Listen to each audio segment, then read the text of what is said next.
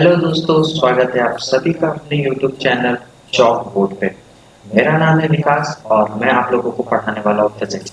मैंने पिछले लेक्चर में ही बता दिया था कि मैं जैसे ही नया टॉपिक जब भी स्टार्ट करूंगा तो मैं स्टार्ट करने वाला हूँ क्लास 9th का चैप्टर जिसका नाम मोशन है। उसमें मैं आप लोगों को सारे टॉपिक्स रिलेटेड उससे जितने भी टॉपिक्स है उस लेसन से जितने भी टॉपिक्स रिलेटेड में है वो सारे के सारे चीजें मैं आप लोगों को पढ़ाने वाला हूँ। आप लोग अपने स्क्रीन पर देख पा रहे होंगे सीबीएसई क्लास 9 का फिजिक्स का चैप्टर फर्स्ट जो मोशन है वो मैं आप लोगों को आज पढ़ाने जा रहा हूँ।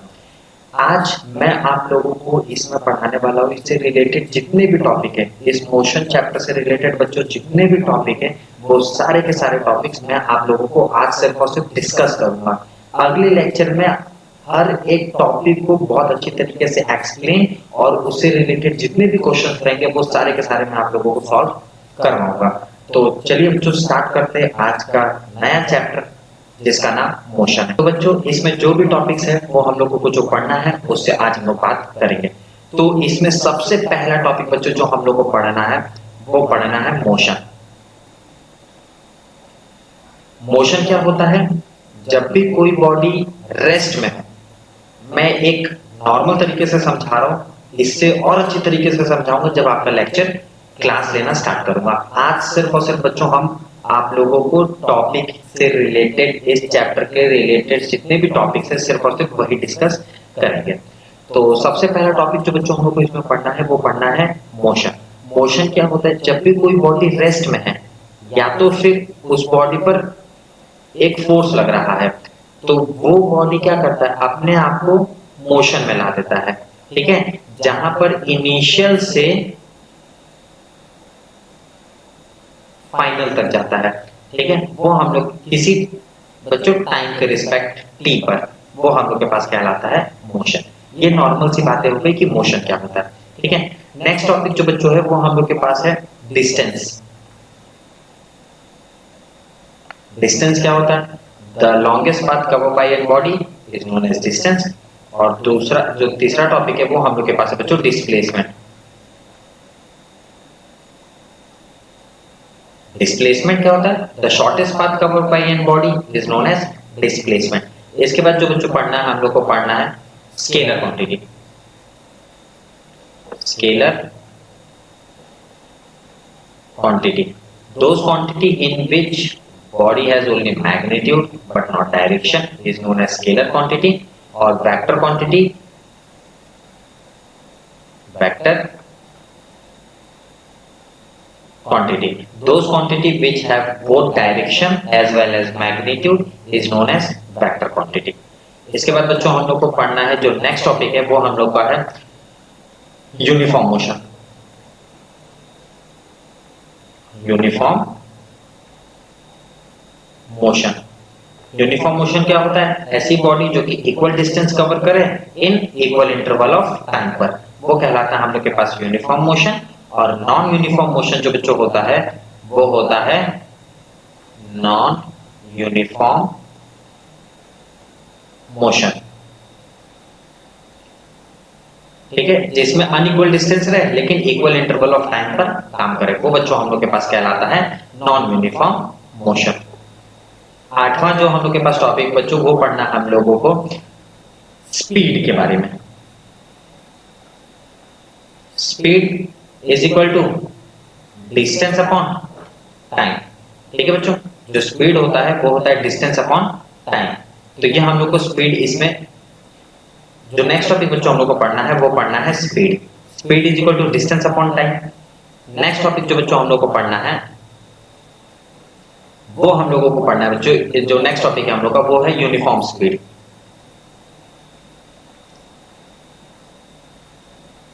Uniform speed. यूनिफॉर्म स्पीड क्या होता है इसके बारे में हम लोग पढ़ेंगे।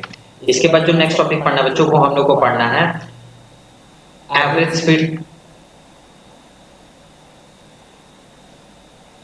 एवरेज स्पीड बच्चों पढ़ना है। एवरेज स्पीड क्या होता है? Total distance cover upon total time taken.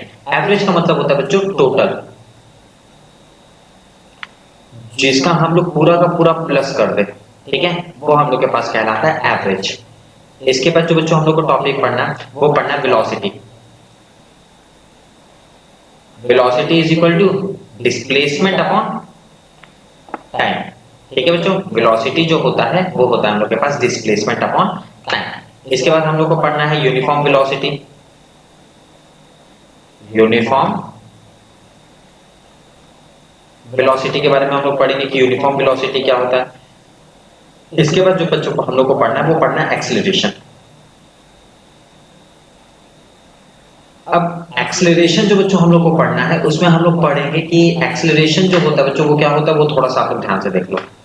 Acceleration को स्मॉल ए से डिनोट करते हैं, a is equal to v minus u upon में टी, मतलब फाइनल माइनस इनिशियल अपॉन में टाइम। ये हम लोग के पास कहलाता है बच्चों एक्सीलरेशन। इसके बाद जो बच्चों हम लोग को पढ़ना है वो पढ़ना है यूनिफॉर्म एक्सीलरेशन।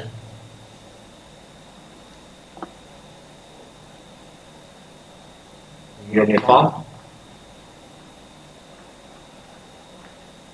एक्सीलरेशन पढ़ना है।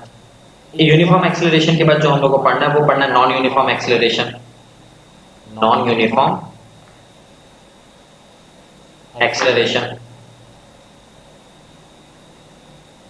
नॉन यूनिफॉर्म एक्सीलरेशन के बाद बच्चों जो हम लोग को पढ़ना है वो पढ़ना है रिट्रोडक्शन।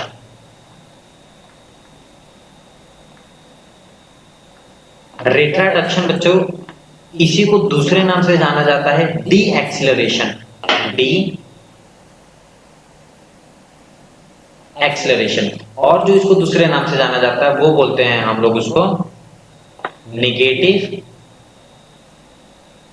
एक्सीलरेशन। ठीक है बच्चों, इसको हम लोग नेगेटिव एक्सीलरेशन और डी एक्सीलरेशन के नाम से भी जानते हैं। इसके बाद हम लोग को पढ़ना बच्चों ग्राफ। ग्राफ में हम लोग को पढ़ना है BT graph, velocity time graph, और दूसरा डिस्टेंस टाइम ग्राफ। ये हम लोग को ग्राफ में पढ़ना है। इसके बाद जो बच्चों पढ़ना है लास्ट टॉपिक जो हम लोग को पढ़ना है वो पढ़ना है equation of motion. Equation of motion बच्चों, इक्वेशन ऑफ मोशन जो है वो एक बहुत अच्छे साइंटिस्ट हैं जिनका नाम आइजैक न्यूटन है। ठीक है, न्यूटन साहब ने क्या किया, 3 लॉ दिया और साथ में 3 मोशन भी दे दिया। ठीक है, 3 मोशन ऑफ इक्वेशन भी दे दिया।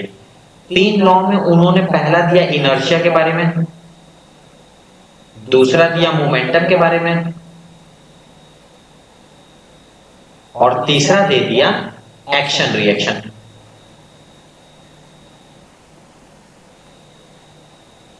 ठीक है, उन्होंने 3 लॉ दिया बच्चों, जो एक था इनर्शिया के बारे में, दूसरा मोमेंटम और तीसरा एक्शन रिएक्शन। उन्होंने 3 इक्वेशन भी दिया बच्चों।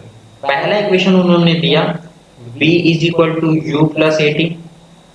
दूसरा इक्वेशन उन्होंने दिया s is equal to u t plus half a t का स्क्वायर, और जो उन्होंने तीसरा इक्वेशन दिया वो दे दिया v square is equal to u का स्क्वायर प्लस 2as। ठीक है बच्चों, तो उन्होंने 3 इक्वेशन ऑफ मोशन भी दिया और 3 लॉ भी दे दिया। इस तीनों को बच्चों हम लोग को प्रूव करना है। आप लोगों में जो प्रूफिंग है बच्चों वो ग्राफिकल मेथड से है। ग्राफिकल मेथड, इसमें आपके कोर्स में बच्चों ये वाला दिया हुआ है प्रूफ करने के लिए। एक और मेथड होता है जिसको हम लोग नॉर्मल मेथड के नाम से जानते हैं। नॉर्मल मेथड, ये जो बच्चों नॉर्मल मेथड होता है ना, ये बहुत इजी होता है सॉल्व करने में। लेकिन जो ग्राफिकल मेथड है बच्चों, ये ग्राफिकल मेथड ये थोड़ा सा हार्ड मेथड होता है। ठीक है, इसको सॉल्व करने के लिए आपको एक ग्राफ की जरूरत पड़ेगी कुछ इस प्रकार का।